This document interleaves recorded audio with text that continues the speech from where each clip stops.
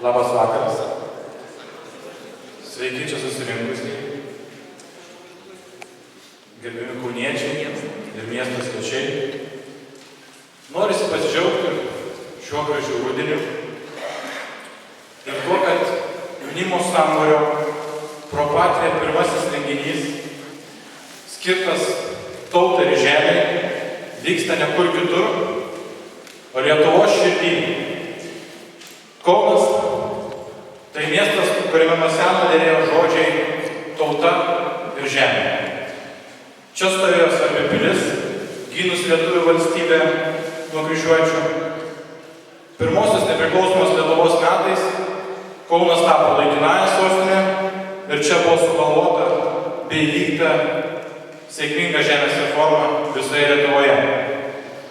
Būtent šiame mieste pirmosios sovietų okupacijos metu susikūrė pirmosios pogrindinės organizacijos, kurios vėliau birželio 3 dieną paskelbė sukilimą ir atkuriamą laisvą bei nepriklausomą Lietuvos valstybę.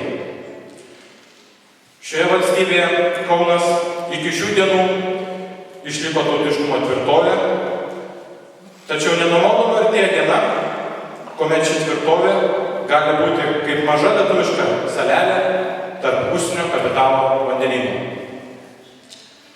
Lyg garvežys ateina laikas, kai posakis eina kaip žemę pardavęs, bus ne vienetinis atvejis, o taps masiniu reiškiniu. Aš kalbu apie būsimą leidimą užsienio piliečiams pirkti Lietuvos valstybės teritoriją. Bet galbūt mes tai per daug sureikšminame. Ar lietuviams gyvenantiems 21 globaliame amžiuje žemė vis dar lieka ir išlieka vertybė? Kodėl kiekvienas lietuvis nuo seno taip globota mažinį dirvos lopinėlį ir šiais laikais turėtų jį branginti ir puoselėti? Mūsų tauta su kraštu ir viskas, kas aplinkui, sieja dideli įsipareigojimai.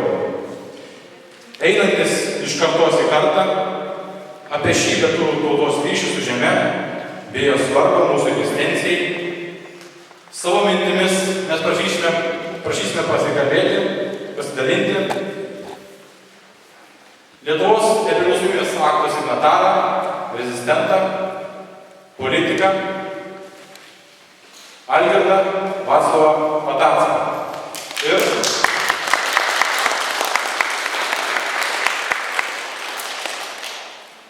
Ir kitas prelegentas yra Lietuvos nepriklausomybės akto signataras, ekonomistas Audrius Rudys.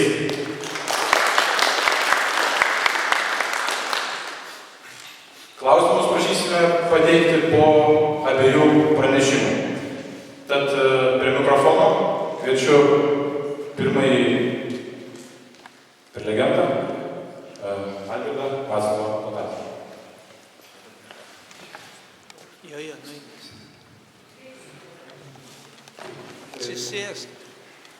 Pirmiausia, gal norėčiau keletą žodžių.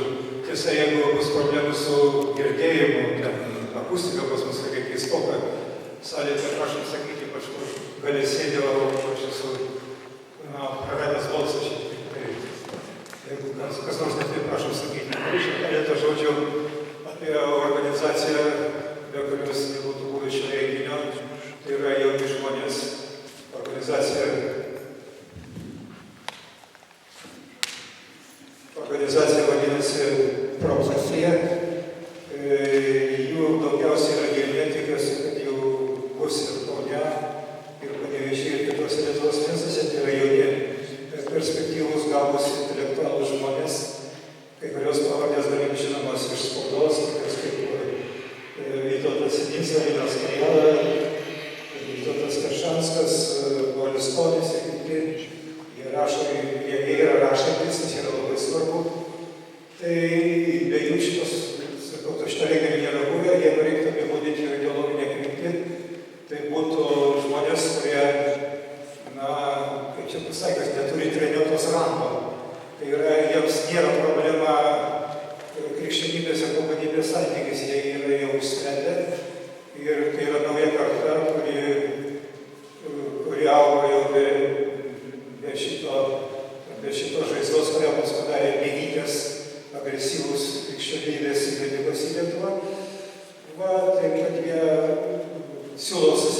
susipažinti su jais, o tie, kurie norėtų, aš manau, kad galėtų įsijungti Kaune į gretas. Tai va tiek. O dabar, jeigu galėsit, aš atsisėsiu. Mano kalbėjimas bus apie žemę ir tautą, bet truputį iš kito taško negu iš kolegos Audriaus Rudžio. Jis kalbės konkrečiai apie ekonominę pusę to, ką mes vadiname žemės pardavimu. Aš pabandysiu pavaikščioti po mūsų kalbos semantinius plotus ir pateikti keletą argumentų, kodėl šitas klausimas yra nepaprastai svarbus mūsų savimonei. Tam tikrą prasme jis yra net svarbesnis už ekonominius dalykus, nes bet kokia perturbacija, bet koks sukrėtimas šitoje srityje žemės priklausomybės labai stipriai keitė lietuvišką savimonę ir dažniausiai keitė į destruktyvėje pusę. Kai mes išėjome iš girių, kai mes netekom žemės, visas tos reformos, palakinė reforma, toliau reiškia kitos reformos atstatė galbūt kažkiek Krupavičiaus reforma šitas normalų santykį su žeme, tačiau tai labai pavojingas dalykas būtent savimonė. Ne tiek ekonomika, kiek savimonė. Ir aš kai kuriomis mintimis pabandysiu pasidalinti. Pirmiausia, geologas profesorius Motuza ir šeimos kalbininkas, akademikas Zigmas Zinkevičius pastebėjo vieną labai įdomų dalyką, kad yra tam tikra koreliacija, tai yra sąryšis tarp geologinių žemėlapių, Lietuvos gelmių geologinių žemėlapių, ne paviršiaus, bet gelmių geologinių žemėlapių ir tarp lietuviškų tarmių. Reiškia, galima manyti, kad mus veikia kaip tauta pati žemė ir netgi jos gelmės.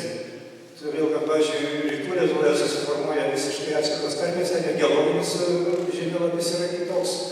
Ir šitą, aišku, reiktų dar pastudijuoti, bet stebėtis labai nereiktų, nes mes esame žemės žmonės, mes esame girių tauta, pradžioje girių, o vėliau žemės tauta.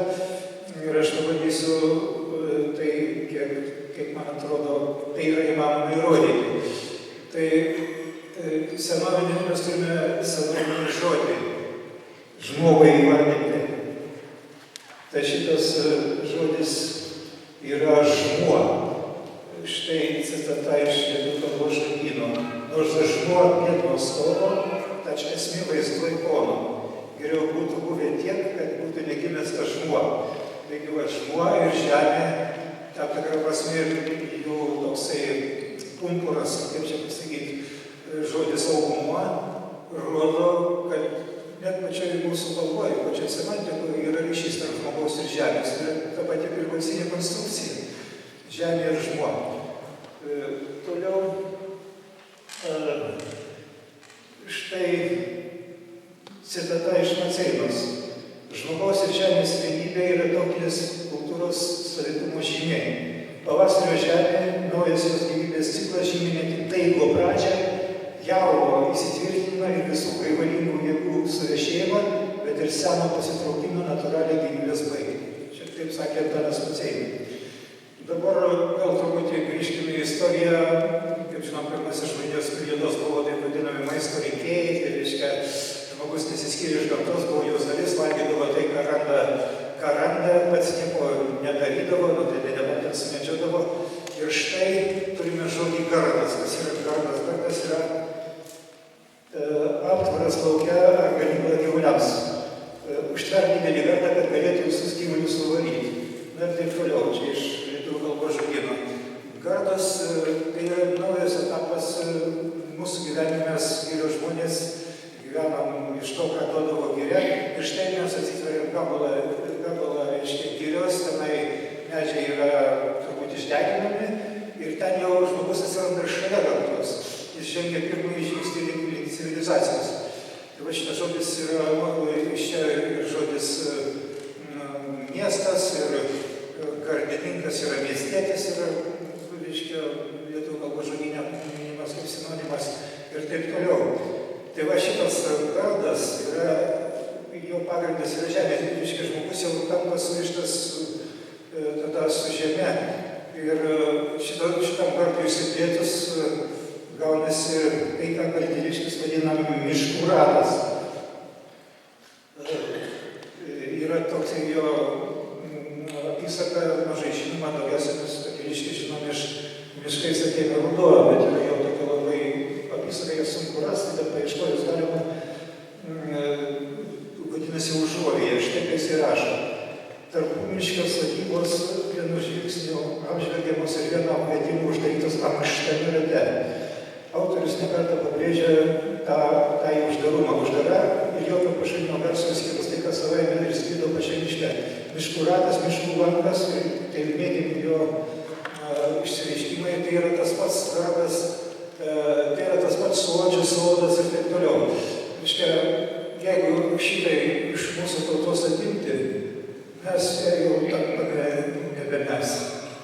Ir tiesiog aš manau, kad mes tos dalykus turėtume žinoti, galbūt jūs prieisit iš kito taško, galbūt ir taip toliau, bet jeigu sąvoka yra įrašyta kalboje, reiškia, yra be galo sena, mums nereikia jokių programos elektronų, nereikia enciklopedijos ir lietuvių kalbos žodyną.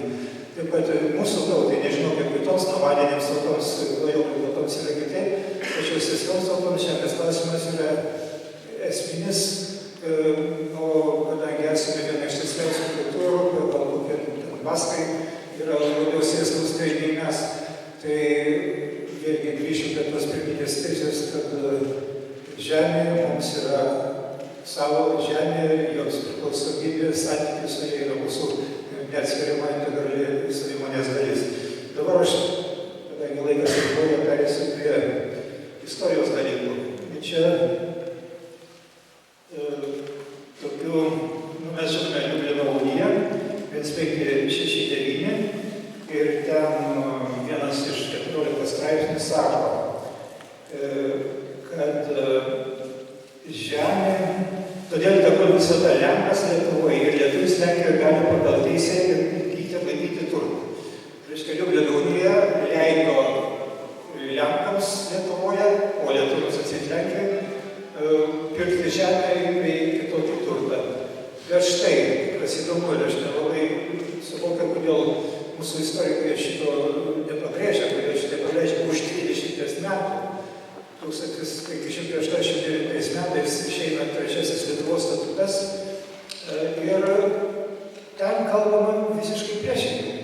Tiesiog pasakoma,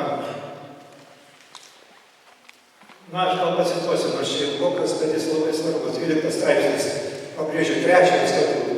3 statutai, 3 variantai, trečiasis yra paskutinis. Toje valstybėje Lietuvos didžiojoje kunigaikštystėje ir visose žemėse jai priklausančiose dvasininkų sovietinių vertybių, miestų, dvarų. Čia dar išvardinta kai kurie dalykai nuosavybės bei apsigyvenimai jokiems svetimšaliams ir užsieniečiams nei tos valstybės kaimynams neduosime. Dar kartą pabrėžiu, jokiems svetimšaliams ir užsieniečiams ir tos valstybės kaimynams neduosime. Ta prasme ir Lenkams. Štai pasakoma toliau. O mes ir mūsų palikuonys, didieji Lietuvos kunigaikščiai, privalėsime jas duoti tik lietuviams, rusėnams ir žemaičiams, LDK ir jie priklausančių žemių senbuvių ir jos įgimusių gimtainiams. Rusėnai čia turime galvoje būsimieji Baltarusiai, jie tuo metu buvo LDK piliečiai, bajorai, tokie kaip Tiškevičiai ir kiti, bet Lenkai čia nepaminėti, tas labai svarbu. Reiškia, per 20 metų tie patys bajorai, kurie pasirašė priverstinai, pasirašė Liublino uniją, apie Liublino uniją būtų galima atskirai šnekėti, po 20 metų susikaudė, kad yra blogai ir pakeitė gana radikaliai. Tai vat šitą mes turėtume įsidėmėti, kai mes stovėjome Europos Sąjungoje, jau greitai bus 20 metų ir mes truputėlį jau atsipašėjome ir suvokėme, kad reikia kažką daryti, nes kitaip bus, kaip kolega papasakos jums apie problemas, kurios turi Izraelis, Havajai ir kitos valstybės. Na, tai aš turbūt, galima sakyti, beveik svarbiausios dalykus tiesiškai pasakiau. Tai ir pabaigai dar vis tik tai mes turėtume labiau domėtis savo, kaip čia pavadinti, savastimi. Arba tai, ką Vytautas vadina žmogumi. Nes be šito visi mūsų politiniai žingsniai pakimba ore, mes netenkam pagrindo, mes tampam vienu iš daugelio, mes netenkam savo savitumo ir tada mes apskritai galime išnykti šitame globaliam pasaulyje, o šitos dalykus reikia, jie yra svarbiau, anksčiau ir vėliau mes čia prasigyvensim, kaip Lietuva prasigyveno prieškarinė Lietuva, jeigu 29 metais migracija buvo 60 000, tai 39 tik 700. Nebuvo reikalo važiuoti, nes valstybė buvo pakankamai prakutusi ir nebuvo reikalo kažkur važinėti. Tai mes pasigyvensim, bet kas darysis su mūsų mąstymu, su mūsų galvomis, su mūsų mentalitetu, čia tebelieka didelis klausimas. Ačiū už dėmesį.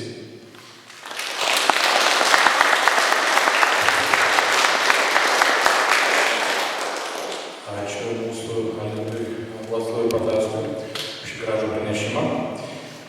Ir dabar norisi susimastyti, kad Žemė turi ne tik gilias dvasinės sąsajas su žmogumi, bet teikia didžiulius materialinius turtus. Kokią ekonominę reikšmę teikia mums šis kraštas, ko mūsų valstybėje netektų finansinę prasme, jei Žemė galėtų skaityti ir užsienietis. Tai šiais ir panašiais klausimais kviečiame pasisakyti mūsų kitą prelegentą, ekonomistą, Audrių Rudį. Prašom. Tai labas vakaras. Jeigu galim, aš pradėsiu nuo anekdoto, kurį taip pat signataras Kęstutis Glaveckas per televiziją Lietuvos pasakojo ar 90-ais, ar 91 metais, bet kurį aš labai įsidėmėjau ir dažnai prisimenu ir naudoju. Kai Napoleonas kariavo Vokietijos žemėse, jis prijojo prie vieno miesto, pasiruošė ir užimti. Miestiečiai nutarė, kad reikia Napoleonui pasiduoti be kovos. Ir šiaip, kada miestas pasiduodavo, tai sutikdami imperatorių turėjo 20 dienos salvės tokį saliutą padaryti. Na ir dabar Napoleonas prijoja prie miesto vartų, vartai atsidaro, išeina burmistras su raktu, čia viskas tvarkoja, jau įteikia tą raktą ir turi būti saliutas, saluto nėra. Napoleonas klausia burmistro, sako, klausyk, kodėlgi nėra įprasto saliuto, tu mane įžeidei, nes sako, atleiskit imperatorių, bet yra 10 priežasčių, kodėl nėra saliuto. Nu, sako, dėstyk. Pirmoji, miestas neturi parako. Napoleonas sako, ačiū, kitų 9 nebereikia. Tai kuo šitas anekdotas tinka mūsų situacijai?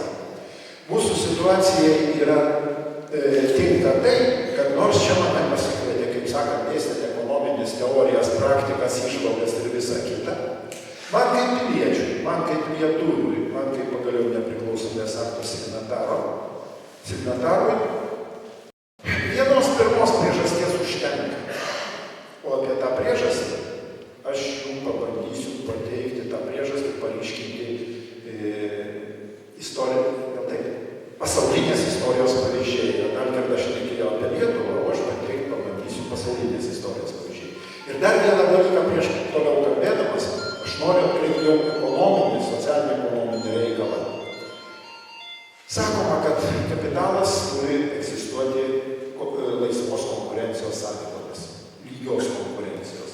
Tai iš karto mano pirmoji, kaip sakant, tas parako nebuvimas yra tai, kad Lietuvoje lygios konkurencijos būti negali. Kodėl? Todėl, kad Lietuvoje tie, Lietuvos piliečiai, kurie gali užsiimti normaliai žemės ūkį ir išlaikyti žemę Lietuvoje, jie šiuo metu ekonominė prasme negali konkuruoti su žymiai pajėgesniais danais, vokiečiais, švedais ir lenkais. Aš jau nekalbu apie tai, kad atitinkamą politiką galėtų vykdyti ir beveik neribotų išteklių turinti Rusija. Tai gerai, tai dabar truputėlį istorinių reikalų. pirmiausia, aš noriu jums labai trumpai pateikti Izraelio kaip valstybės atsiradimo istoriją. 1844 metais, yra prie pusantro šimto metų. Taip vadinamame Damasko Ejaletas, tai buvo tam tikras teritorinis padalinys Osmanų imperijoje. Žydai sudarė mažiau kaip 1/10 to Ejaleto gyventojų. Tiesą sakant, tai dabartinė Palestina buvo 2/3 maždaug to Ejaleto dydžio, bet duomenys yra apie visą Damasko Ejaletą. 1882 metais, nuo 2 iki 1903 metų, per šitą laikotarpį į Palestiną buvo prikviesta ir atvežta 35 000 žydų. O kodėl? Todėl, kad susikūrė sionistų organizacija, sionistų organizacija ir siekia politinė prasme sugrąžinti žydam jų istorinę tėvynę. Tai yra sugrąžinti žydus į Izraelį. Tai reiškia, jie pradėjo tą politiką nuo 1882 metais įgyvendinti. Tai vat per pirmą dešimtmetį 35 000 žydų atvažiavo į Palestinos teritoriją. Nuo 1904 iki 14 dar per 10 metų. Dar 40 000. Ir va štai šitam laikotarpiu buvo įsteigiamas vadinamas Palestinos biuras. Tai yra organizacija, kuri sistemingai kūrė žydų gyvenvietes ten, kur anksčiau žydai negyveno, kur jų nebuvo. Nes žydai daugiausia buvo miestiečiai. Daugiausia. Bet aišku, dirbo ir žemė. Štai nuo 19 iki 23 metų dar 40 000 žydų. Ir galų gale nuo 24 iki 29 metų, praėjusio šimtmečio, 82 000 žydų. Tai praktiškai pasiekė trečdalį panašiai gyventojų šitos Palestinos teritorijoje. Dabar kaip jie tenai kūrėsi? Ogi labai paprastai. Sionistinės organizacijos sutelkė pasaulio žydam priklausančius išteklius ir su kai kurių kitų valstybių parama juos už šitos išteklius, už tos pinigus supirkinėjo iš arabų žemvaldžių žemės. Na, o paskui, po to, kai prasidėjo 82 metais, praėjo apie 70 metų ir buvo įsteigta valstybė Izraelis. O tie, kurie pardavinėjo jiems žemės, didelė dalis buvo paprasčiausiai iš kai kurių Palestinos teritorijų tiesiog išvykti. Dabar kitas pavyzdys, mažiau žinomas. Izraelio istorija, taip sakant, yra tokia. Žinot, teko girdėti tokias salas Havajų salas, ne? Net daina tenais yra tokia labai linksma apie Havajų salas. Tai štai, aišku, polineziečiai gyveno tam, labai tvarkingai. Ir apie 1800, pačioj 19 amžiaus pradžioj, salose buvo 4 tokios pusiau valstybės. Galų gale vienos iš jos vadovų su baltųjų, tiek amerikiečių, tiek prancūzų, tiek anglų pagalba suvienijo šalį. Ir nuo 1810 metais buvo įsteigta Havajų karalystė. Ir jisai tas tapo valdovu. Ir laimėjo tas karalius, kuris rėmėsi baltųjų paramą ir todėl atsidėkodamas jisai leido baltiesiems įsigyti salose žemę. Na ir kas atsitiko? Po 30 metų baltieji pareikalavo konstitucijos. Nu, ir konstitucija buvo iškeista, kuri buvo palanki baltiesiams. Tačiau dar negana.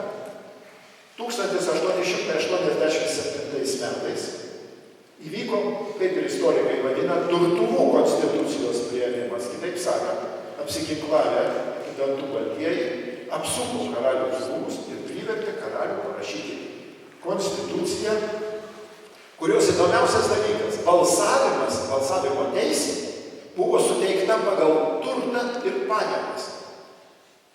Kitaip sakant, piliečiais turinčiais balso teisę buvo pripažinti didžiąją daugumą tie, kurie turėjo didžiausius turtus ir pajamas, yra patieji plantatoriai. Tai va šitas momentas labai svarbus. Iš čia įvyksta tai yra valstybės pobūdžio pasikeitimas. Na, galų gale dar po 6 metų baltieji surengia sąmokslą, nuverčia karalių, tiksliau karalienę, ir palaikyti Jungtinių Amerikos valstijų karinio laivo jūrininkų įkūrė respubliką, kurioje realią valdžią turi baltieji. Na, o dar po 5 metų respublikos vadovai pasiprašo priimami į Jungtinės Amerikos valstijas, pasiprašo anksčiau, bet jie dar ten vėl vilkina, bet štai mano sakytais 98 metais, tampa Jungtinėms Amerikos valstijom priklausančią teritoriją, tada net valstijos statuso neturėjo. Tai štai matote, kaip per, galima sakyti, 90 metų žemės netekimas iš savarankiškos tautos, gyvenusios pagal savo papročius, pagal savo gyvenimo būdą, nekonfliktavusių su gamta žmonių valstybė atimama ir jie tampa antraeiliais, antrarūšiais piliečiais savo pačių žemėje. Noriu atkreipti dėmesį, kad skirtingai nuo kolonijinių užkariavimų čia užkariavimo nebuvo. Tai štai, kada dabar apžvelgiau šitos 2 pavyzdžius, aš galiu apibendrinimui pasakyti taip, kad tautos, kurios savo valstybės neturi arba nepanaudoja žemėje apginti, netenka tėvynės arba teisių joje. Na ir tada aš galiu vėl prisiminti tą anekdotą, nuo kurio ir pradėjau. Tai jeigu man šitas dalykas yra be galo svarbu, tai aš esu pasiryžęs toliau apie nieką ir nekalbėti. Skaičiuot, ar čia kas nors gaus pelną, ar kas nors jo neteks, tai čia yra 3 rūšiai, 10 rūšiai dalykai. Nu, bet vis tik.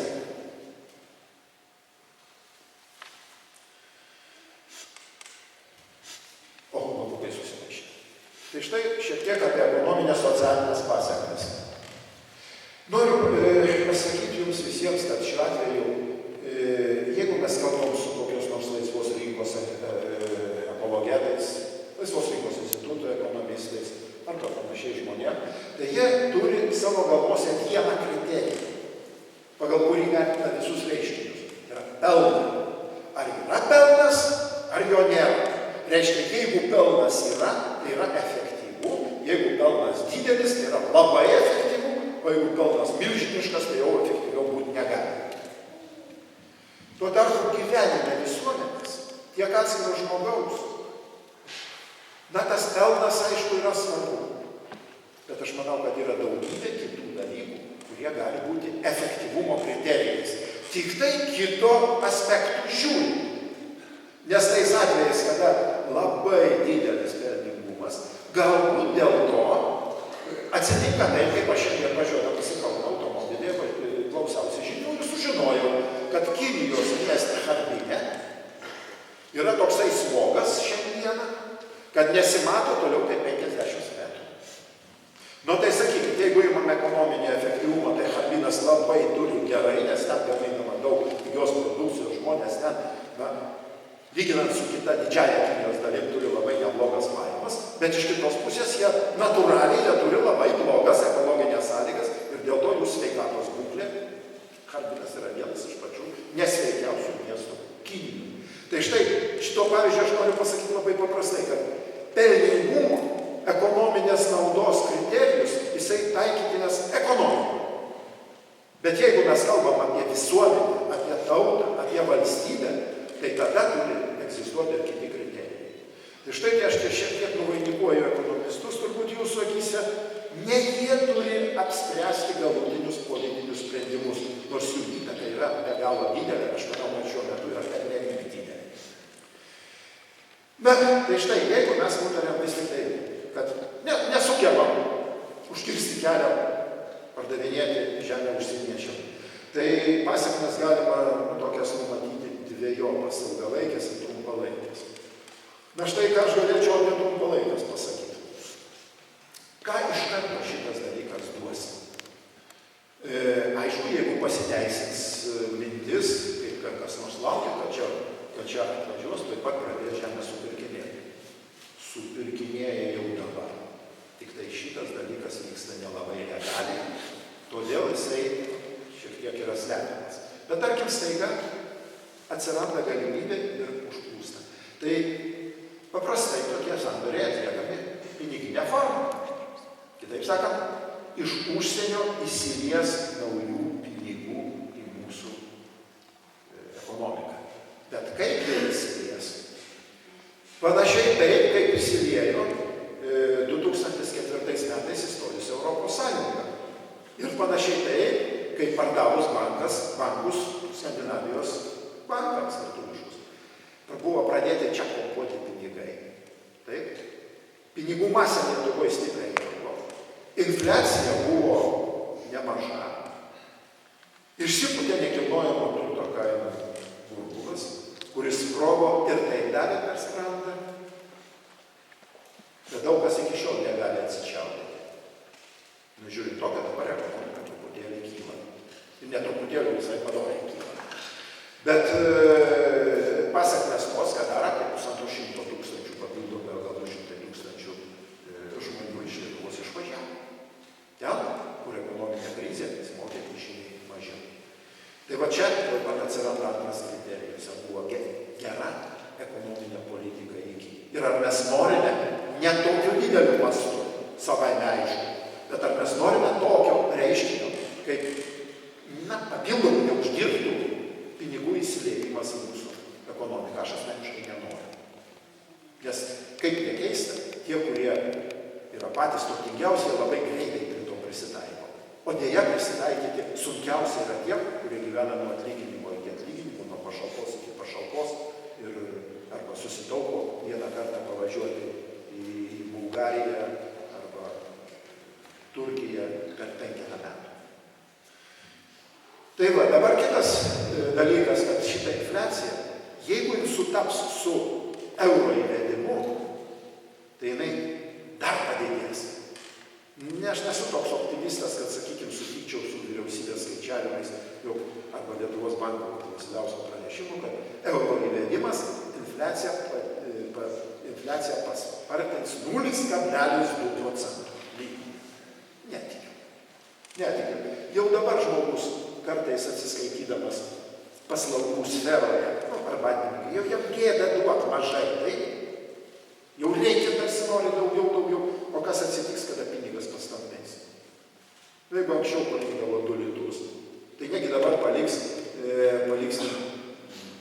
nežinau kiek ten išeina, 1,12 €. Palikinės 2 eurus. Tai natūralu, kad kažkokiai dalį žmonių gal bus geriau, bet pagrindiniai masiai tikrai nebus geriau, bet ta infliacija vis tiek bus, ar sakyti, ar ne. Vadinasi, susisumuojami šitie du dalykai gali mūsų gyvenimą vėl privesti prie vienokios ar kitokios krizės. Vėliau. Dabar antras dalykas, kas mane irgi jaudina. Tai ką žmonės padarys, ką žmonės masiškai padarė, kada gavo kompensaciją už negrąžinamą nekilnojamą turtą. Aš, pavyzdžiui, žinau, ką padarė mano giminės. Vieni išsiklojo parketą būdę, atnaujino samazgą. Kiti išmetė dar veikiančius televizorius, prisipirko naujų. Vieni giminaičiai neblogai, jie įsigijo karvę. Bet sutikit su tuo, kad kada ateina daug pinigų staiga ir žmogus nepasiruošęs, nemoka jų valdyti, tai jie tada iš gerumo išvirsta į blogumą. Yra visam pasauliu nustatyta, kad laimingi laimėtojai laimėję loterijoje virš milijono, tik tai gal 1/10 galutinai pagerina savo gyvenimą. Visi kiti. Ir Lietuvoje tie pavyzdžiai lygiai tokie patys. Išvaisto padaro. Tai dabar kas atsitinka? Gauna žmonės pinigų masę, puola į parduotuves, turkus visur prisiperka ko? Daugiausia užsieninės kilmės technikos. Kitaip sakant, aš suprantu, kad jeigu šitie pinigai eitų į Lietuvos ūkio, Lietuvos paslaugų, Lietuvos verslo skatinimą, tai mes tada mūsų gyvenimas realiai gerėtų, su tendencija ir toliau išlaikyti gerėjimą. O kada paims prisipirks televizorių, šaldytuvų, naujų, reiškia, skalbimo mašinų, tai dabar dar prie skalbimo mašinos tą gręžimo mašiną, ar ne? Nu, galbūt ir patogu, bet visi tie pinigai iš jų Lietuvoje liks 10%, o valstybė iš tų 10% liks, nu, dar sakykime 20%, nu, gal truputį daugiau, 30%. Tai reiškia iš viso tik 3% nuo visos laimės. O tikimasi, kad vat, kai prasidės apyvartos, čia padidės mūsų biudžetą mikroskopiškai. Tada kyla klausimas, o kita pasekmė? O kita pasekmė iš trumpalaikės virs ilgalaikė. Tai yra infliacijai padidėjus ir valstybės biudžetui gavus šiek tiek pinigų, už tai prisidės socialinių pašalpų mokėjimas. Kodėl? Todėl, kad daugiau šeimų nesugebės vytis kainas.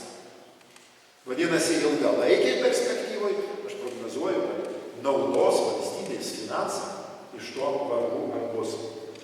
Kokių kitų dar ilgalaikių pasekmių mes galime sulaukti? Pirmiausia, natūralu mažės savarankiškai dirbančių ūkininkų skaičius. Ir jie silpnės ūkiškai. O ką tai reiškia? O tai mažės paklausa kaimiškose rajonuose.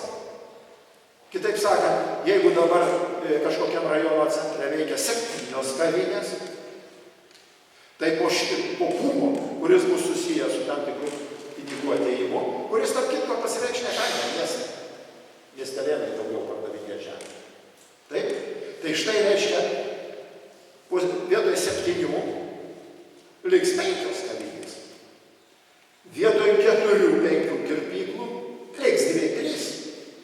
Todėl, kad žmonės paprasčiausiai neturės pinigų naudotis šitom paslaugom. O iš stacionariai veikiančių parduotuvių, kurių dar šiek tiek bažnytkaimiuose yra likę, nu dvigubai sumažės ir jos pavirs atvažiuojančiais prekybos taškais, kaip į Grūdų kaimą. Tai štai verslui Lietuvoje smūgis smulkiam verslui kaimo teritorijose bus suduotas stiprus. Žemės supirkinės ne tas vokietis, ne tas Danas Rolandas, kuris čia norės įsteigti 17 ar 20 hektarų ūkį. Jie čia supirkinės ne tik ir ne tiek verslininkai, tai yra ne tiek ūkininkai ir žemė dirbantis, kiek stambus investiciniai fondai ir stambios žemės ūkios kompanijos. Neseniai iš Švedijos girdėjau per Laisvės radiją reportažą iš kažkokio švedinio ūkininko, kuris Rusijoje yra supirkęs. Aš bijau pasakyti, bet ko gero apie 180 000 hektarų per Tambovo ir Voronežo sritis. Ar žinot, kokia ten žemė? Ten yra 6 metrai gryno juodžemio. Žinojo, kur investuoti. Tai va, jis ten, reiškia, nusipirko tuos 180 000. Jis įsteigė keletą ūkių ir didžiausios plantacijos. O ką reiškia plantacinis žemės ūkis? Tai jau nekalbant apie tai, kad ligų, kenkėjų plitimas, tai dar žmonių gyvenančių kaime pavertimas samdomais darbuotojais. Pavertimas samdiniais, reiškia ūkininkai. Jie tiesiog negalės konkuruoti su plantacijomis. Jie taps samdiniais. O ką tai reiškia? Tai padidina samdomojo darbo lyginamai svorį kaimo, kuriamam bendram vidaus produkte. Bet tai reiškia, kad žmogus nesusijęs su žeme, jisai ir taip emigruoja. Tai tada, iš viso maus laus.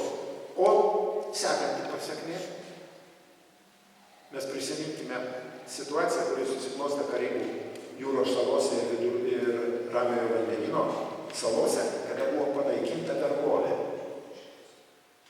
Daugiausia negrai, kurie buvo vergai, jie buvo vašyti tikirėję, kad jie nustojo dirbti iš viso, išėjo iš plantacijų ir nors ir skurdžiai, bet laisvai gyveno. Ką plantatoriai padarė? Indijoje, Indonezijoje priverbavo žmonių. 20 metų, 15 sudarė kontraktus, atvežė ir įdarbino tos plantacijos. Daugiausia vyrus. O paskui pamatė, kad negerai, kad šitiek vyrų yra, kaip čia pasakius, be moterų. Labai daug problemų kyla. Tai tada nuvažiavo, dar papildomai padarbavo moterų tose šalyse ir atvežė jiems tautiečias ir bendrą religiją, tos pačios religijos išpažinėjas. Susidarė šeimos ir po 15 metų mažytė dalelė grįžo į savo. Ir dabar, reiškia, aš pasižiūrėjau, kad nebeseniai atsimenu, Tongos saloj, turbūt ar Karibačio salinė, aš dabar tiksliai neatsimenu, čia aš jau šimties sakau, to neturiu užsirašęs. Iškilo problema, kad vietiniai gyventojai, kurių yra 48%, nuvertė vyriausybę, kuri atstovavo 52% indų. Reiškia, šitą, bet jie ėmėsi, pasiruošė ir nuvertė. Tai paskui Australija įsikišo, kaip čia sureguliuoti tą konfliktą, kad jis neišaugo. Ar mes norim šitų plantacinio ūkio pasekmių? Didžioji dalis lietuvių nedirbs plantaciniam ūkiai. Sakys, jeigu aš jau dirbu šeimininkui, tai gal geriau aš gausiu 4 kartus daugiau braškų laukuose. Tenai negu šičia. Tai štai aš matau tokią pasekmę. Dar vienas dalykas, apie kurį nekalba tie, kurie už laisvą kapitalo judėjimą. Tai jeigu kapitalas ateis iš Olandijos, Danijos ar kažkur, tai kapitalo atnešamas pelnas kur eis? Teisingai kažkas sako, tėvynėn grįž. Ir tai per keletą metų, dėl to, kad čia labai pigu, per keletą metų tas kapitalas sugrįž tėvynę, tai pas mus nebus nei kapitalo, bus kapitalas, bet ne mūsų. Reiškia, jie jau bus savo kapitalą atsijėmę, bet dar tebe turės Lietuvoje didelį turtą, kuris neš naujus pinigus. Tai ar mes norime, kad vis tik tai didesnė dalis tos sukurtos vertės liktų Lietuvoje ir čia skatintų gamybą, čia didintų apyvartą, čia keltų gerbūvį, čia užtikrintų per mokesčius socialinės sferos ir, svarbu labai, kultūros raidą, kultūros palaikymą. Todėl, kad tauta ir valstybė be savos kultūros, kaip mes neseniai sužinojom tautininkų sąskaityje, faktiškai miršta. Tauta ir miršta valstybė. Na ir dar vienas aspektas, į kurį noriu atkreipti dėmesį. Tai apie niekas apie tai nesako. Bet kas turi didelius žemės plotus, tas turi ekonominę valdžią. Kas turi ekonominę valdžią, tas įgyja anksčiau ir vėliau politinę valdžią. Havajų pavyzdys, kurį aš jums pateikiau pranešimo pradžioje, yra labai aiškus. Jokios, kaip sakant, tenai kolonizacijos nebuvo. O havajiečiai dabar yra Jungtinių Amerikos valstijų piliečiai. Nežinau, kažkokia jų dalis matyti yra labai laiminga dėl to, bet tai jau praėjo 200 metų. Taip? Tai aš kažkodėl iki šiol nenoriu, kad mano proanūkai būtų laimingi kokiai nors Europos Sąjungoje, užmiršę, kad buvo lietuvių kalba, užmiršę, kad buvo kažkokia lietuviška mąstysena ir panašus dalykai. Tai štai, jeigu mes norime sudaryti sąlygas iš vidaus keisti mūsų valstybės turinį ir panaikinti ir pasinaudoti galbūt tą konstitucijos preambulę įrašytą, faktų įrašytą, lietuvių tauta sukūrė Lietuvos Respubliką. Tai tada prašom pardavinėkime ir tada neškim kudašių, galbūt tikrai Palmoj de Mallorca gyventi linksmiau. Na, valstybės įtaka valstybės finansams, kas galbūt galvoja, kad čia pradėsim pardavinėti žemę, tada visi bus turtingesni, visi geriau gyvensi. Aš jau šiek tiek paliečiau, bet šito sprendimo įtakos prognozuoti iš esmės negali. Aš mano kvalifikacija neleidžia, yra per žema. Vien dėl tos, ne tik vien, bet štai kelios pagrindinės priežastys. Pirmiausia, yra neaiški mokesčių politika. Na, niekas negali pasakyti, kokia bus mokesčių politika. O dabar atkreipim dėmesį tą, ką sakiau anksčiau. Turtas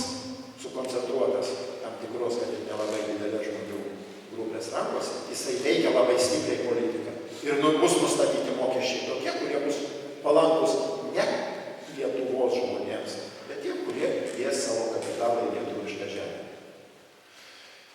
Neaišku, kaip valstybei ir kiek valstybei reikės remti tuos žmonės, kurie pasitrauks iš žemės ūkio gamybos dėl to, kad neišlaikys konkurencijos arba parduos savo žemės.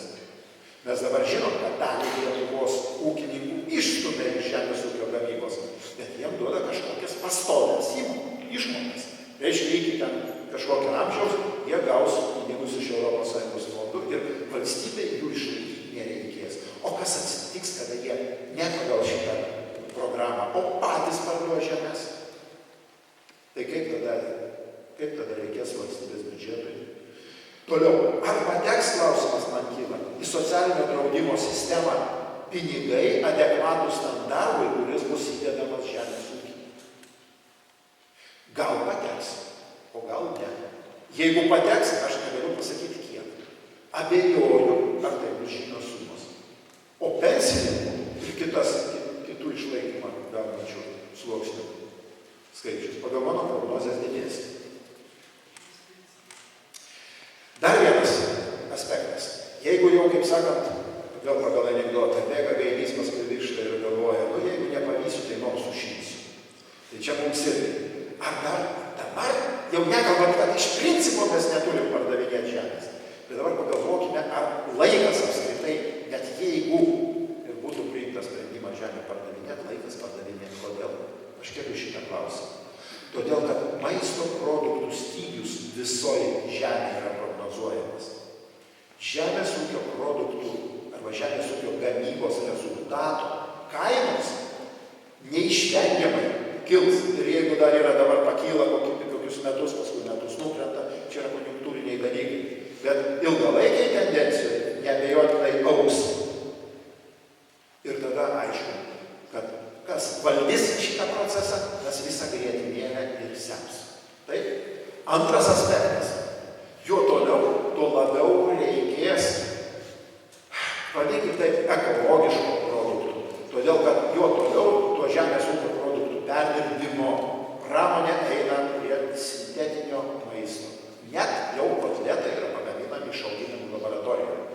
Tai ateityje tas maistas, kuris bus natūraliai gaminamas, jis turės tikrai vertę daug didesnį negu jis turi dabar.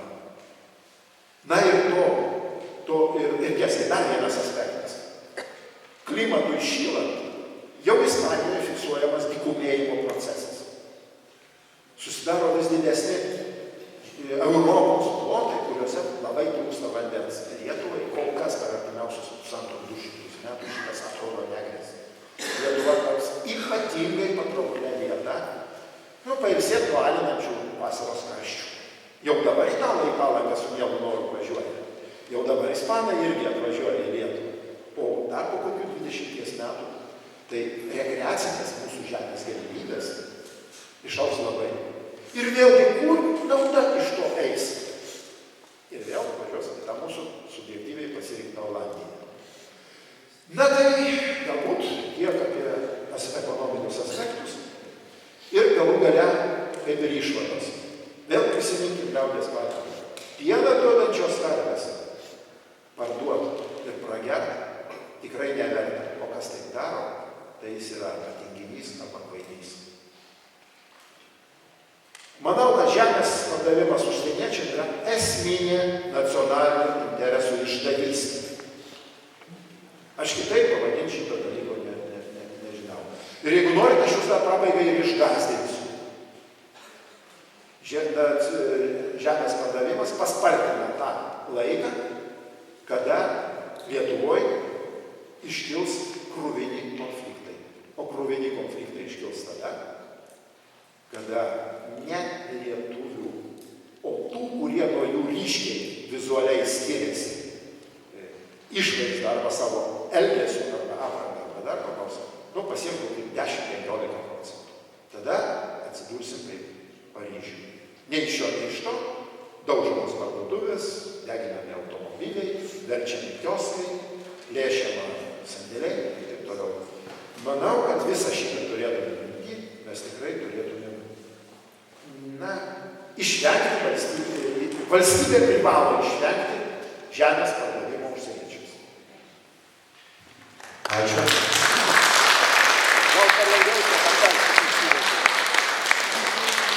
Ačiū abiems nepriklausomybės akto signatarams už puikias kalbas. Na dabar eilė klausimams. Klausimas prašom užduoti minutę. Štai matau ponas. Kalbandysim kalbėti iš vietos. Prašau, Steve. Vytenis Baldeckas. Turiu rankose kreipimąsi, kurį kultūrologas ir politikas Patackas pasirašė. Čia daug pavardžių visų neskaitysiu, tiesiog to liečia tą patį klausimą. Tiesiog norėjau pasiteirauti. Kreipimasis buvo parašytas, kai dar nebuvot politikas. Ar pavyko ką nors padaryti, o gal darote ar darysite politinėme lygmenyje, kad apginti Lietuvos piliečių teisę į žemę? Čia, aišku, nenoriu žeisti, tiesiog gal kažką galima, ar vienas žmogus iš vis ten lauke nekarys. Ir kitas klausimas būtų, kaip jūs vertinate Seimo nario priesaikos punktą, kuriame kalbama apie teritorijos vientisumą ir Konstitucijos tą pakeitimą 2003 metais. Tiesiog šiandienė pozicija. Ačiū. Matot, yra laikas 20 metų, jisai tie patys dalykai turi visą kitą užnugarį, kitą kontekstą. Stojimas į Europos Sąjungą mums buvo papildomas saugiklės nuo Rusijos, kalbėkime tiesiai. Mes pagrindinis motyvas buvo šį. Šiaip, jeigu mano nuomonė, optimalus kelias būtų buvęs toks kaip Norvegijai. Tai yra stojame į NATO, bet nestojame į Europos Sąjungą. Bet mes neturime naftos, taip kaip Norvegai, neturime silkių ir nesame kieta tauta, kuris sugebėtų koncentruotis ir labai aiškiai pasakyti savo valią. Esame, pasovietininku, esame padrika tauta. Taip, kad vertinti tuo 93 aspektų ir dabar yra truputį kas kita, tuo labiau, kad ta Europos Sąjunga per tą laiką keitėsi. Pradžioje mes tikėjome, kad jie stovės ant krikščioniškų pagrindų, kadangi jie sukūrė keturi katalikai. Tačiau laikui bėgant paaiškėjo, kad joje vyrauja tokios ideologijos ir jos jau prieina prie įstatymų leidybos, tokios kaip genderizmas. Čia tai tą patį įsirašo ir visi šitie dalykai, ir žemės dalykai. Ir todėl atėjo laikas mums apsispręsti ir pasakyti, aš nematau prieštaravimo tarp to aspekto ir dabartinio. Ta prasme, kad mums tada buvo vienos užduotys labai svarbios, dabar yra kitos užduotys labai svarbios. Gerbiamam Algirdui, toks skaudus klausimas. Jūs gerai žinot Landsbergio kelią.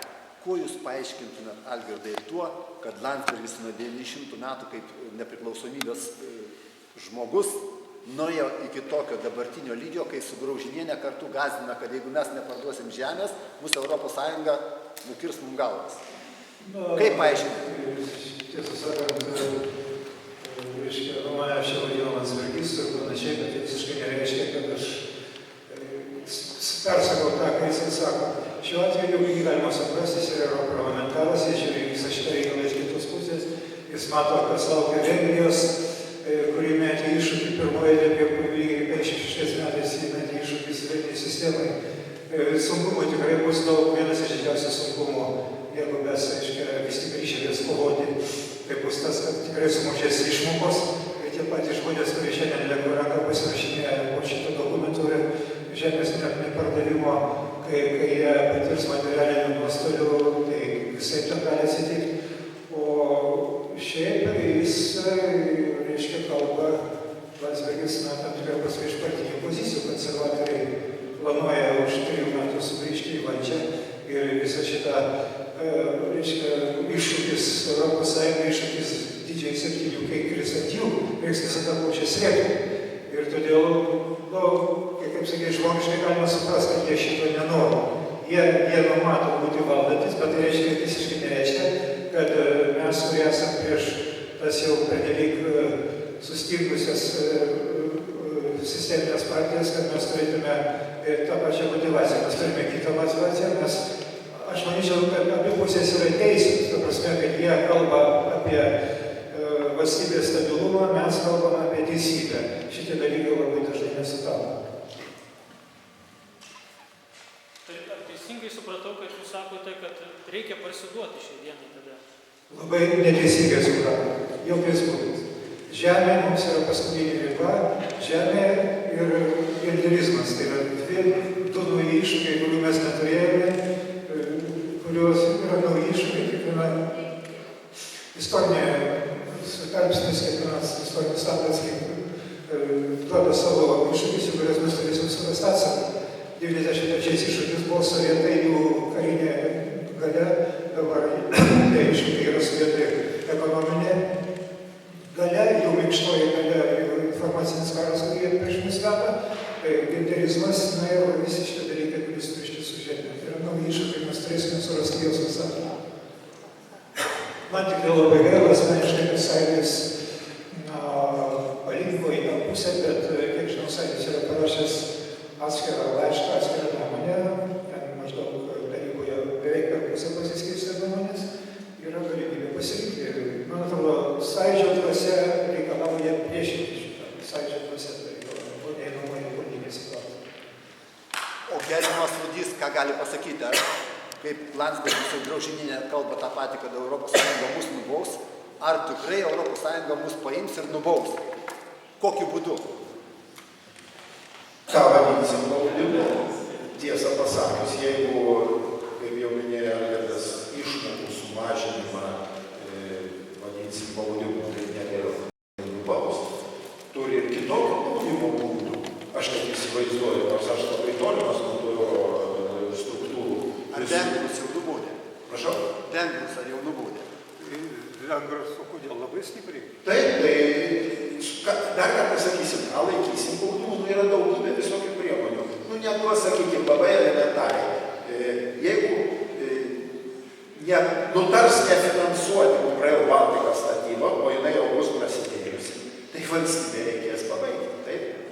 Tai va štai ir buvo bauda, vietoj to, kad duotų iš šitam projektui, sakykime, apie milijardą pinigų, jie neduos nieko, mes patys sumokėsim. Mes vis tiek turėsim statyti. Čia neina kalba tokia, kad paims įves kariuomenę arba tenais susodins į kalėjimą apie išmetimą iš ES. Visai kalbos nėra. Todėl, kad aš asmeniškai esu baisiai piktas ant mūsų politikų už tą stojimo būdą, kada privertė uždaryti atominę elektrinę, kuri galėjo dar funkcionuoti. Pasižiūrėkit, kokios kainos ir kokios dar bus elektros kainos. Tai, nors aš įsivaizduoju, kad buvo galima labai ramiai užsispirti, kad ne, šito nedarysim ir galų gali jie būtų nusileidę, nes jūs įsivaizduokit geopolitinę situaciją. Estija, Latvija, Lietuva, Kaliningradas, Tardė, Lenkija, Vokietija. Reiškia, negalėjo leisti, išeinant iš geopolitinės situacijos tokio dalyko. Mūsų mėmės valdžioj. Aš kitaip negaliu jų pavadinti. Šito nesupranta arba nenori suprasti, arba pasiduoda kitiem labai rimtiem, turiningiam argumentam. Galbūt ir šitas yra. Tai va, o šiaip tai tas nubaudimas tai tiesiog yra įmanomas juridinė prasme vėlgi per teismo sprendimus, nes gali priversti, gali paprasčiausia, kol kas mes mokame ES biudžetą mažiau negu iš jo gauname. Ir tas yra žymus skirtumas. Pradės nukarpinėti nuo tų gamybų. Galų gale susilygins. Tai bus savotiškas nubaudimas. Taip, kad šitą dalyką reikia turėti mintyje. Truputį papildysiu, reikiamas subtiliau, ne tai, kad priims ir nubaus. Yra toks terminas angliškas, tai lietuviškai būtų galima išversti persiliejimas. Reiškia, iš vienos pusės tarsi deklaruojama, kad tautos yra, valstybės yra savarankiškos, gali jos pačios nuspręsti. Iš kitos, reiškia, išmetama kokia nors Chartijos nuostata, kuri prieštarauja šitam. Ir valstybės viena po kitos lūžta. Ir šitas toks minkštas persiliejimas paveikia pirmiausia elitą. Elitas pasiduoda, išmeta baltą vėliavą, tada jisai savo ruožtu, reiškia, skleidžia tą informaciją, pirmasis informacijos priemonės, kurios beveik 90% jiems dirba ir taip toliau. Yra daug subtiliau, jeigu jūs paskaitytumėte Europatvijos tokį žurnalą tribūną, jį galima rasti internete, jisai dideliu tiražu išeina, ten yra tie dalykai nagrinėti. Veikiama subtiliai, veikiama minkšta galia, veikiama aplinkiniais keliais. Nėra taip, kad mes uždraudėm, teismas, mes iš čia dabar klausim galvas. Taip nėra. Veikiama kitaip. Jeigu galima, aš dar tada, jeigu galima, labai trumpai prisiminsiu, ką Stalinas pasakė, kada jo užsienio korespondentas paklausė, tai jūsų konstitucija yra tokia demokratiška, kad galbūt kuri nors respublika norės išeiti. Jis atsakė, nenorės išeiti, tam yra komunistų partija, toj respublikai, kuri neleis išeiti. Tai lygiai tas pats gali pritaikyti ir Europos Sąjungai. Tik tenai nėra vienos partijos, bet yra laisvos rinkos institutas, žmonių piliečių teisų stebėjimo institutas, dar kažkokių ten tokių. Kitaip sakant, čia yra jau įleistos ir iš užsienio finansuojamos organizacijos ir institucijos, kurios puikiausiai informuoja tuos, kam reikia ir kurie padarys viską, kad tik tai įvyktų tai, apie ką kalbėjo Arvydas. Daugiau valstybių, kurios nepardavinėja žemės užsieniečiams Europos Sąjungai. Ir ar tikrai pagal sutartį privaloma pardavinėti? Ar mes įsipareigojame taip griežtai stambyti? Taip, iš tiesų įsipareigojimas yra griežtas ir aš negaliu pasakyti, ar nėra, nes nežinau, kaip su pereinamaisiais periodais. Gal kažkur pasibaigė, gal kažkur ne. Tai šito negaliu pasakyti. Bet šičia yra, šitas reikalavimas yra vienas iš 4 esminių Europos Sąjungos reikalavimų. Tai yra laisvas kapitalo judėjimas. Žemę jie traktuoja kaip kapitalą. Vadinasi, neturi būti jokių apribojimų. Aš asmeniškai manau, kad žemė nėra kapitalas. Žemė turi būti išimta iš kapitalo, savokos ar kapitalo apyvartos, nes tai yra kažkas daugiau. Na, bet, jūs manęs neklausė, kaip sakant. Tai dėl to Europos Sąjungos valstybėse visose privalo būti tokia tvarka. Apribojimai. Vat gerai patarė. Parduoti teoriškai privalo visi. Tačiau mes žinom, kad Danijoje yra įstatymas, kuris pirmų punktų, tarkim, leidžia nusipirkti užsieniečiams žemės, antrų punktų, trečių ir visais kitais nustato apribojimus. Ir tai padaro taip, kad praktiškai net kaimynai vokiečiai, kurie už sienos turi namus ir visą kitą, Danijoje įsigyti žemės nelabai gali ir nelabai skuba. Aišku, ten dar yra ir kainos klausimas, bet štai šitie dalykai taip. Radikaliausiai tą klausimą sprendžiame Graikijos, mums taip atsitiko, kad pavyko toms visoms pozityvioms dešinėms jėgoms susivienyti iš tada jos tarnyvo metą, sugebėjo pakeisti konstituciją, iš kurios galėtume pasimokyti ir būtų labai šaudu, jeigu mes kada nors taip ir kitokiam sutapimui įvykus galėtume tą patį padaryti. Ir jie dabar kariauja, vieniši kariauja kaip karą. Jie bando visokiais būdais, reiškia, nežiūrėk, kaip išsilaikys Orbano vyriausybė ir Orbano partija. Tai tiesiog, žodžiu, vengrai yra pirmieji ir jie sukūrė precedentą, jie bando tai daryti. Jiems labai reikia sąjungininkų. Būtų labai gražu, jeigu Lietuva būtų vienas iš tų sąjungininkų, bet aš bijau, kad tiesiog vengrų charakteris, prisiminkim 56 metus, prisiminkim jų karingumą, prisiminkim jų tokį, vadinkim, labai kietą, reiškia, tautos ir istorijos lyginį savimoniai. Bijau, kad mes tuo atžvilgiu esame, tegu neįsižeiskime, skystesni. Taip kad bus karas. Ar norės mūsų elitas, kuris yra išlepęs, kuris yra išvyžęs, ar norės eiti šitą karą? Aišku, kad nenorės. O naujos jėgos, kurios turi ateiti, kurios galėtų šitą daryti, jos šiuo metu jos yra gana padirgos ir nesusikoncentravusios. Kaip sakyt, vienas pasisakymas, kad kažkas turėtų nešti ne tik tai problemos konstatavimą arba, sakysim, jos abstrogavimą, bet ir gal kažkokias konkrečias išvadas ir rekomendacijas, kaip būtų galima kažką tai daryti. Tai vat, ką, kaip sakyt, jūs galėtumėt parekomenduoti kaip alternatyvinės priemonės, vien tik tai referendumų, arba kaip papildomos priemonės po referendumo arba lygiagrečiai su referendumu, kad vis dėlto neapsiribot vien tik tuo veiksmu, o turėtų kažkokias tai dar alternatyvas, o kaip sako, geroj karyboje turi būti ir atsitraukimo planas atitinkamas. Tai iš esmės jau praėjusiam klausime buvo šiek tiek. Praėjusiam atsakymė buvo šiek tiek atsakyta. Tai reiškia, kad pirmas dalykas, jeigu pavyks surinkti, sakykime, kad tiek parašų, kad nedaug trūks iki 300 tūkstančių, tai bus didžiulis signalas valdžiai, kad jie daro kažką ne taip. Taip, didžiulis signalas valdžiai, kad jie daro kažką ne taip. O jeigu referendumą pavyks surinkti tuos 330 tūkstančių parašų, iš kurių liks 300 tūkstančių, ir referendumas privalės įvykti, tai tada tas signalas bus 10 kartų stipresnis.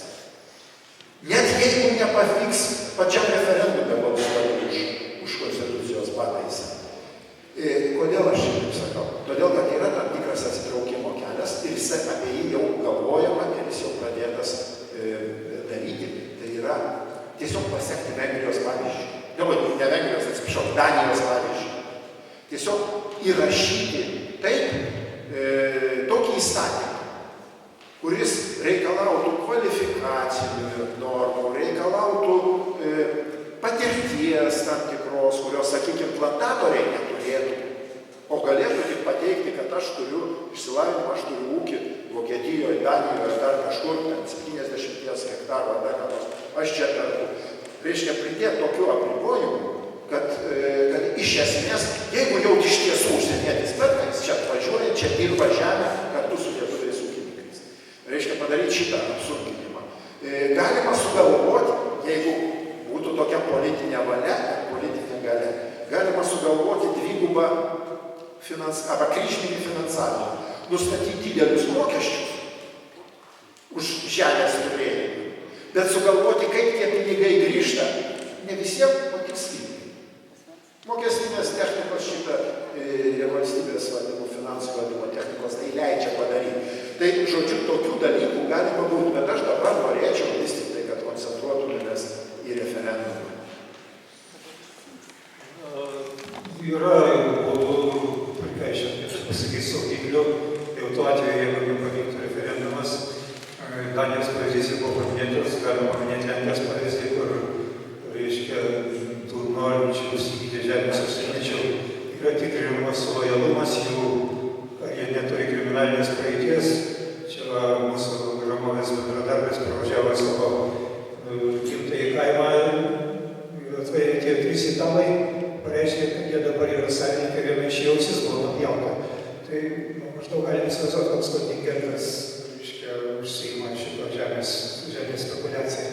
Tai čia turėtų įsijungti ir valstybės saugumo struktūros į šitą procesą, nes tai yra ne vien ekonominis, yra valstybės saugumo klausimas. Galima būtų padaryti, bet vėlgi tam reikia politinės valios, ar jos turės dabartiniai valdantieji, ar jos turės tie, kurie ateis po jų už 4 metų. Štai klausimas. Būtent mano klausimas į tai rimtųsi, kad kaip motyvuoti valdžios pareigūnus atstovus, sakysim, Seimą, būtent priimti tokius apribojimus. Kokiamis priemonėmis mes galime juos motyvuoti kaip piliečiai? Neturim priemonių, aišku, neturim. Turim priemonių. Atsakykite, aš atsiprašau. Aš pasakysiu. Paimkite ir padarykite viešus susitikimus, pareikalaukite. Jūsgi čia pririnkote daugybę konservatorių, taip? Pareikalaukite, kad jie duotų ataskaitą. Pareikalaukite. Ir paklauskite jų labai paprastai. O jūs galvojate apie tai, o jūs galvojate apie tai, o jūs galvojate apie tai ir pažadėkite, kad jeigu jie nepalaikys tokių priemonių, arba net patys neteiks tokių priemonių Seime, tai kituose rinkimuose aktyvūs kauniečiai bus nusiteikę prieš juos. Leiskite, bet kiekvienas Seimo narys ir kaip toliau valdžios atstovai iš karto duodami priesaiką, konstitucinę priesaikę atsiriboja nuo visų pažadų. Mes ką turim pasikviesti į, atsiprašau, čia ne jūs priekaištas, bet taip, aplamai pasvarstymą. Reiškia, iš karto į tą susitikimo notarai su jais sudarinėti notarinę sutartį. Ne, šito laisvas mandatas to neleidžia, bet yra už žodžių nevykdymą yra politinė atsakomybė. Jeigu visi nusispjauna ir iš inercijos renka tos pačius, tai yra vienas dalykas. Bet jeigu kiekvienoje apygardoje susiorganizuoja spaudimo grupė, kuri įgyja piliečių esančių kažkokį atstovavimą, tai tada Seimo nariai pradeda galvoti. Ir aš pasakysiu, jeigu galima, labai kas mane nustebino, kai aš pirmą kartą dalyvavau dar antrame Seime būdamas NATO parlamentinės asamblėjos posėdyje. Tai kuo skiriasi Amerikos delegacijos kalbos? Ten ekonomikos komitete. Labai atvirai pasakė moteris. Aš atstovauju tabako auginančios apygardos rinkėjus. Mano rinkėjai nedovanos, jeigu aš nepadarysiu viską, ką galiu, kad Europa atšauktų kažkokius apribojimus. O sako, jeigu Europa neatšauks šitų Europos Sąjungą tų apribojimų, tai aš pasieksiu, kad kongresas svarstytų vyno iš Prancūzijos, Italijos ir Ispanijos įvežimo apribojimus. Pagrindinis motyvas yra mano rinkėjų interesas yra toks. Jie jau yra primokinti. Mes dar kol kas šito savo Seimo narių neišmokinom. Tai reikia padaryti, kad tas prasidėtų, kad prasidėtų spaudimas. O tada, jeigu šitas spaudimas vyks, tada būtų galima rasti daugiau ir iš vienos valdančios daugumos pusės, ir iš opozicijų pusės sutarimo nacionalinį interesą liečiančiais klausimais. Jūs sakot, kad bus signalas, jeigu mes čia surinksim tuos parašus, padarysim, bus signalas. Aš nemanau, kad jie nežino, ką daro. Ir čia mums signalų siųsti jiem. Tai mes tik pasakytume, mes nesutinkam, bet jie žino. Man čia trupučiuką klystate. Todėl, kad Seimas yra margas kaip genio švarkas, kaip ir visa visuomenė. Turėkit mintyje, jeigu ten yra 141 Seimo narys, tai realiai apie 80-90 supranta, kas vyksta. O visus procesus valdo ten 20 ar 30, o galbūt net dar mažiau, per frakcinius partinius mechanizmus. Dėl to, kai kuriuos reikia paprotinti. Taip, bet jeigu dabar paimam ir paprotinam, sakys, manęs tu nerinkai. Tai ką jie atstovauja, jie ką nori. Sugebėkite atsiriboti nuo kairę ir dešinę, todėl kad šičia yra nacionalinio išlikimo reikalas. Nacionalinio išlikimo reikalas. Juk palaukit, pagalvokit, kairė ir dešinė tai nėra Lietuvos valstybės patriotai ir Lietuvos valstybės išdavikai. Ir tarp vienų ir kitų yra ir tokių ir kitų. Todėl, kad Steponas kairysis socialdemokratas buvo Lietuvos išvadavimo, Lietuvos vliko, žodžiu, kaip jisai, Lietuvos valstybės išvadavimo komiteto pirmininkas, steigėjas. Tai suprantam, iš kitos pusės mes surandam dešiniųjų, kurie iš esmės tarnauja kitų valstybių interesams. Tai pavyzdžiui, toks elementarus dešinysis, kaip Tomaševskis. Pagal jo dabartinius pasiūlymus Seimui jis yra labai dešinysis. O praktiškai, ką jis stumia Lietuvą į Lenkiją, jis išdavinėja Lietuvos valstybės interesą su visa Lenkų rinkimų akcija. Taip kad, kur yra nacionaliniai interesai, reikia apie juos kalbėti. Prašom laikytis tvarkos, aš pakelkite ranką, aš pamatysiu, ir tada tuomet suteiksiu žodį. Dabar, prašau. Noriu paklausti dėl šito laisvo kapitalo judėjimo. Klausimas toksai, ar žemė apskritai yra prekė? Nes yra paprasčiausiai, kiekvienas terminas turi apibrėžimą. Ir pagal prekės apibrėžimą žemė nėra prekė, nes jos pagaminti negalima ir su tikslu parduoti. Ką jūs apie tai manote? Tai yra interpretacijos klausimas. Jie kalba apie kapitalo laisvą judėjimą ir tarsi savaime suprantama, kad žemė yra prekė. Žemė nėra prekė. Žemė visų pirma Lietuvos valstybės teritorijoje. Taip, praeitą kartą būdamas Kaune turėjau susitikime, kur šitas klausimas buvo akcentuotas, iškeltas ir aš parvažiavęs namo pasiėmiau enciklopedinės knygas ir pasižiūrėjau. Dėja, pagal didžiąją daugumą apibrėžimų žemė įeina į kapitalo sąvoką. Tik pagal liberalų apibrėžimus. Ta žodžių žodyną nežinai, kas rašo, liberalai ir neliberalai. Bet dabar žiūrėkime, kokiais aspektais reikia žiūrėti. žiūrėk, mes savo galime apibrėžimą pasirinkti tokį, kokis mus tenkina. Pavyzdžiui, aš dabar, jeigu kiltų klausimas, o ką daryti dėl tos nuosavybės, kuri, sakykime, atsitinka tokia situacija. Dabar mes nelaidom to referendumo, nuo gegužės mėnesio pardavinėjama, kitose rinkimuose išrenkamos politinės jėgos ir įgyja valdžią, kurios pasisako už šitą dalyką, kad nuosavybė nebūtų. Tai aš, kaip kairysis, tai tada sakau, nacionalizuojam. Nacionalizuojam, bet reikia pagal konstituciją tinkamo apmokėjimo. Tai kaip padaryti mechanizmą, kad tas nebūtų Lietuvai nepakeliama finansinė prasme. Labai paprastai, įteisink nuomos teisę kaip prekę. Reiškia, juridiškai žemė pasidarys valstybės, o jos naudotojas turi nuomos arba panaudos teisę, kurią jis gali parduoti. Ir savaime, aišku, įvertinti šitą teisę labai daug, nes jinai gali būti neribota, gali būti 100 metų. Taip?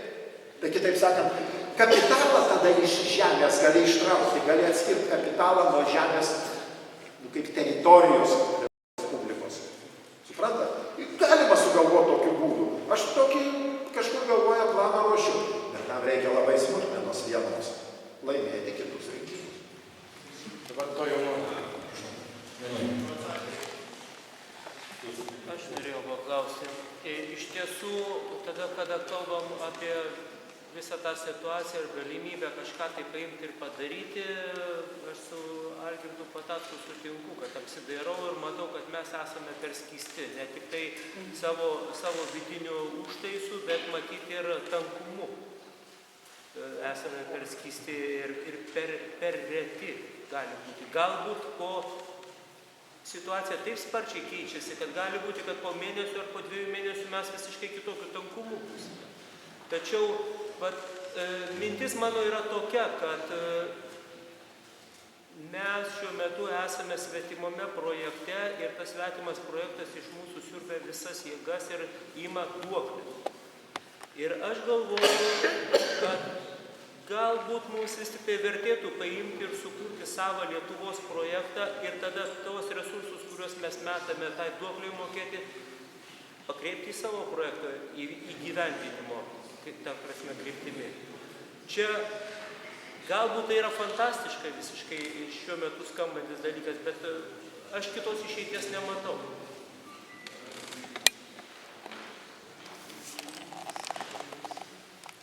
Čia tuo pačiu metu, kaip jūs į šitą mintį žiūrite, kaip jums atrodo šitą? Aš žiūriu taip, kad mes galime prikurti ne vieną, mes galime prikurti 25 projektus. Tačiau jeigu jie neturės ideologinės, kultūrinės ir finansinės bazės, tai bus tuščias laiko švaistymas. O ideologinė, kultūrinė ir finansinė bazė gali sukurti politinę bazę. Nes, atleiskit, aš pasakysiu ne valstybinę kalbą, bet labai gerai skamba. Против лома нет приема, кроме как другого лома. Tai va dabar sakykit, ar lietuvių tauta šiuo atveju turi šitą laužtuvą? Deja, šiuo metu neturi. Nes jinai surastų tą laužtuvą, jeigu jinai būtų tauta. O jeigu yra taip, kaip Algirdas sakė, pabira visuomenė dėl to, kad nutrūksta nuo žemės, tai aš šiuo metu manau, kad aš labai tikiuosi, kad mes išjausim ant vengrų, čekų ir dar kieno nors kultūros. Net kaip prancūzų. Labai gaila, kad dabartiniam Seime visiškai neliko tautininkų, nei vieno žmogaus, kuris save įvardintų kaip tautininkų partijos atstovas. Čia bandom verstis, turime labai puikų žmogų Nijolę Balčiūnienę, mano padėjėją, kuri yra pagal savo išmanymą lygiai 3 Seimo nariams, bet faktas tas, kad nė viena politinė jėga iš dabartinio Seimo nėra pasisakiusi kaip nors aiškiau, skyrus galbūt konservatorius dėl šito žemės nepardavimo. Drąsos kelias yra priėmęs tą frakciją, yra priėmusi tokį nutarimą, kad pritarė nepardavimui, tačiau žinote, kad tik 7 nariai yra. Reiktų, aš nežinau, reiktų sukursti tautininkams, jungtis, užmiršti tokias nors, žemės klausimas iš esmės yra tautininkų partijai yra vienas iš esminių klausimų. Šitas klausimas ir visos kitos partijos, jos šito klausimu rūpinasi mažiau kairiai, dešiniai, liberalai ir taip toliau. Tautininkai tai turėtų, tai reiškia reikia sekančiuose rinkimuose nedaryti tokių klaidų, kaip buvo šitos rinkimuose, kad tiesiog potencialas buvo, bet jis buvo neišnaudotas. O tas potencialas stiprės poreikis apginti tautinės vertybės, taip pat šita partija, šita kryptis, šita ideologija turi savo šansą ir jį reikia tik realizuoti. Patarčiau, pavyzdžiui, jauniesiems tautininkams susijungti, dabar kiek jūsų yra, turbūt jūs patys galite atsakyti, Romane, ten trys tokie kariniai. Taip kad gal jūs Jolė gal norėtumėte pasakyti.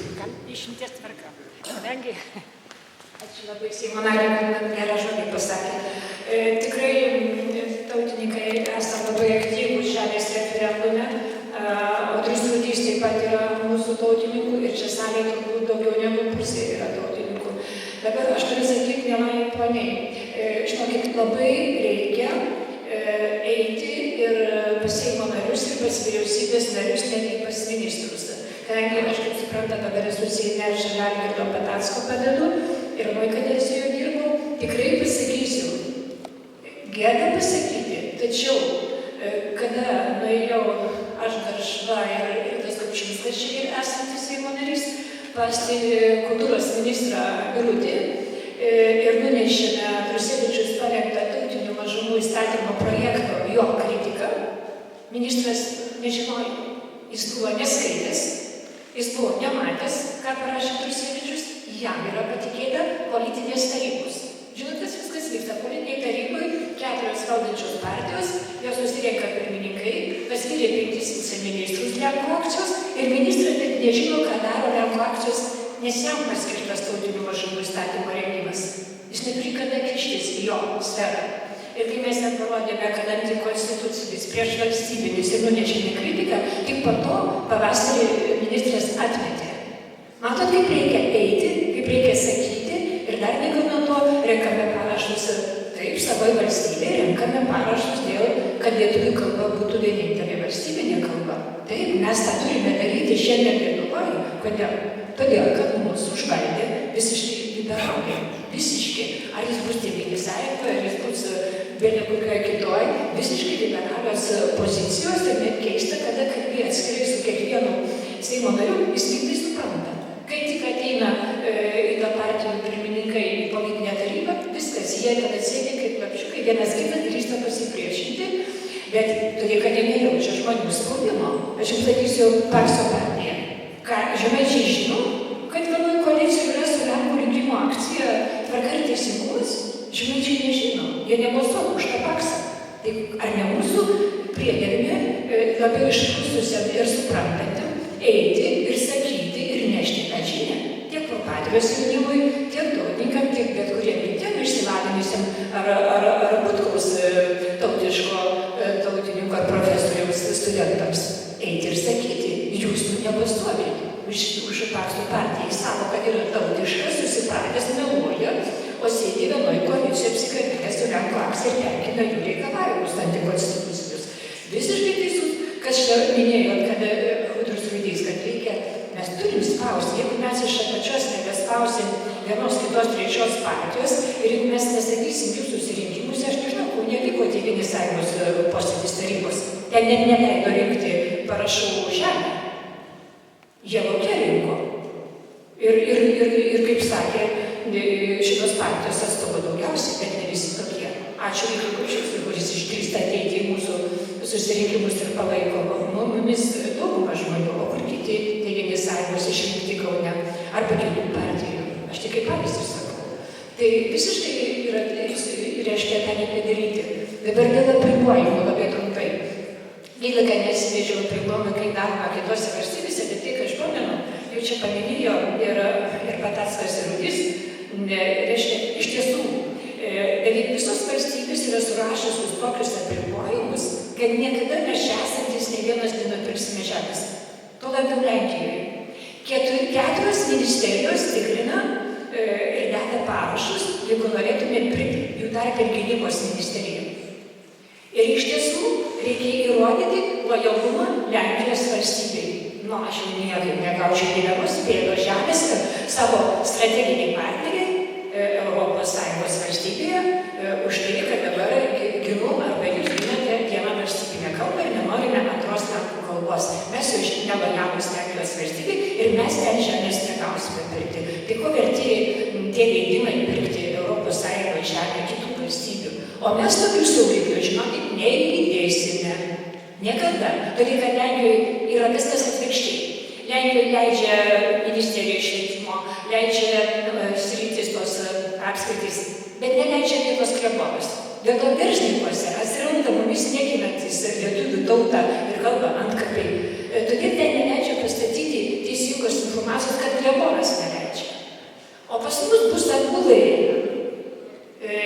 Reiškia, leisim visi nuo viršūnių iki apačios iki klebono. Ir dėl to, kai mes nukabinsime ir vykdysim teismo sprendimą ir nukabinsim dvigubus lentelių užrašus, tada aš patikėsiu, kad mes galime surašyti saugiklius.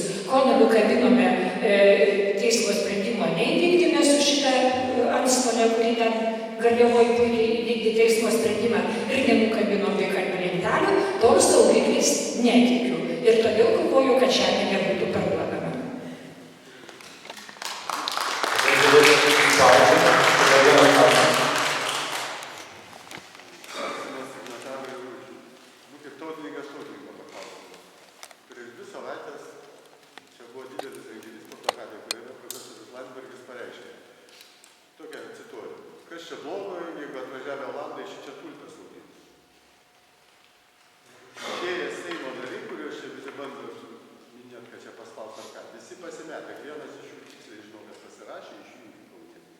Slepia dabar nuo visų ir aš jam prižadėjau, kad niekam nepasakysiu, kad jis pasirašė. Mano klausimas jums yra toks. Ar nelaikas tautininkam atsiribot nuo visų taip vadinamų ten pseudo patriotinių, neleukinių, dešinių, kairių ir kitokių dalykų ir pagaliau aiškiai deklaruoti, kad laikas atėjo ir jie darys viską, kad pakeistų šitą kryptį.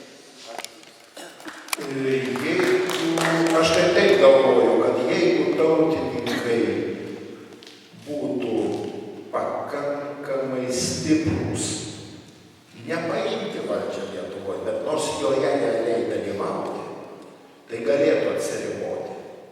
O dabar mano nuomonė, kad jau geriau turėti tautinė prasme reikalų su konservatoriais, negu su socialdemokratais. Todėl aš manau, kad reikia stengtis ne tai, kad atsiriboti, bet pabandyti įtakoti, pabandyti aiškinti. Aš nelabai sukuosi ten seiminiuose dalykuose, bet kiek mane pasiekia gandai, tai tarp konservatorių yra atskirų žmonių, kurie labai stipriai praktiškai palaiko iniciatyvas, kurios iš esmės eina iš tautininkų partijos, sakykim šitai. Yra tokių žmonių. Tai ką nuo jų atsiriboti? Aš manau atvirkščiai. Reikia stengtis naudotis, stengtis argumentų daugiau teikti, kad jie galėtų. O šiaip natūralu, kad va šitas referendumo parašų rinkimas, jis jau deda takoskyrą. Jau dedama takoskyrą. Ir tai jau padeda žmonėm pamatyti. Čia nereikia, aš taip supratau, atsiriboti, atsistoti, pareiškimą priimti, dar kažką apšaukti kažkokį išdavykais ir panašiai. Taip, aš manau, kad Landsbergis elgėsi neteisingai. Todėl, kad jisai, aš nežinau motyvų, bet pasiekmės bus priešingos tam, ką jis turėjo mintyje 89 metais, aš manau. Takoskyrą, sakote, tarp ko takoskyrą? Nu, va, tai buvo pasiūlyta atsiriboti nuo visų kitų politinių jėgų. Iš tiesų, tautininkai šiuo metu yra viena iš pagrindinių alternatyvų sisteminėms partijoms, pavadinkim šį. Kodėl? Todėl, kad ir konservatoriai šiuo metu vykdo politiką valstybės naikinimo, silpninimo politiką. O tuo tarpu tautininkų, jeigu jūs pasižiūrėsit programą, tai ten atvirkščiai yra sudedami dalykai, kad mes stiprinsim, grąžinsim valstybę į galias. Tai jau yra atsiribojimas. Bet jeigu jų lyderiai jau tą sako. laksto, ten patirties įgaus Lietuva. Nu tai, Kur yra tautininkų rezervas, sakykim šitai? Airijoje. Airijoje tai jau yra airių tautininkų rezervas, bet Lietuvoje. Aš manau, kad tarp konservatorių šito rezervo yra daug daugiau negu tarp darbo partijos. Taip? Gerai, šiandien bus... Aš neagituoju. Kadangi klausimų kilo daug, Atvirkščiai, aš noriu iš jų persiūti. vyksta, manau, kad tokios viešos pastos tikrai reikalingus. Tada vienas klausimas tikrai paskutinis. Prašau. Algirdas Mačiulaitis. Aš neturiu net klausimą, aš norėjau viską tokią pastabą pasakyti. Aš irgi dalyvauju tam parašų rinkime aktyviai labai. Aš nesu jokių partijų nepriklausau. Ir šiaip mano nuomonė, kad jūs labai teisingai pastebėjot, kad nereikėtų skaidytis, atsiskirti vienam nuo kitų partijų. Kadangi tas klausimas, jeigu žmogus yra ar konservatorių partijų, ar tautininkų, ar ten socialdemokratų, ir jisai padeda prisidėti prie parašų rinkimų, tai yra labai gerai. Aš galiu kaip pavyzdį pasakyti, Jurbarke pas mus buvo prieš Chevronų, prieš Kalnų dujas buvo susirinkę, buvo taryba Jurbarko miesto. Aš dalyvau tam susirinkime, kada buvo atvykę tie Chevronų atstovai ir kurie agitavo už tai, kad buvo tokia nuostata, kad prisimti Chevronų dujas į Jurbarką. Ir bet mes labai aktyviai susirinkom į tą susirinkimą ir uždavėm daug klausimų šitiem atstovam Chevronų. Nu ir aišku, tą visą mes sudirbom tą visą susirinkimą ir pripažino, kad jūs naudos neturėsite iš to. Bet už 5 dienų turėjo Jurbarko rajonas duoti atsakymą Vilniui, kad o atsakymas buvo reikalingas tik tai teigiamas, kad įsileisti Chevronų dujas. Ir aš pats asmeniškai tarp draugų labai agitavo žmonės tam, kad eitų žmonės, paprasti piliečiai, tai nesvarbu kokių partijų, eitų į susirinkimą, į tą tarybos posėdį, kad matytų, kas vyksta. Priėjo labai daug žmonių į tą mūsų, į tą tarybos susirinkimą, aš pas nebuvau ten, jis buvo atviras susirinkimas ir visi vienbalsiai nubalsavo prieš Chevronų dujas, visi vienbalsiai. Vienas ten kažkoks partijos narys norėjo kažką dar biskį marėsi, bet pamatė, kada visi jau žmonės žiūri, visi balsuoja ir visi buvo, galbūt norėjo, gal kažkas nenorėjo, bet visi prieš nubalsavo. Tai toksai pavyzdys, kada aktyviai dalyvavo visuomenė, žmonės aktyviai dalyvavo ir tarybos nariam nebuvo kur dirbti. Tai kaip šitą moteris, kur čia buvo išpasakojama, kad reikia mums visiems eiti ir spausti ir reikalauti, jis duoda vis tiek, šiaip ar taip, jis duoda savo rezultatus teigiamus. Ir aš pridursiu taip, kad man teko šiandien bendrauti su vienu liberaliai nusiteikusiu žmogum, liberalų, aš manau, kad net partijos nariu, bet kada aš jam paaiškinau, ką žemė duos Vilniaus apylinkėse, kad ją supirks daugiausia Lenkijos piliečiai ir nuomodami žemę vietiniam žmonėm pasakys labai paprastai, tu vaiką leidi tik į lenkišką mokyklą, tu eini pats tik į lenkiškas mišias. Tu jeigu tu šito ne, aš tam žemės nenuomosiu. Viskas, sako, aš nenoriu, kad mano vaikai ir man pažadėjo savo šeimos parašus.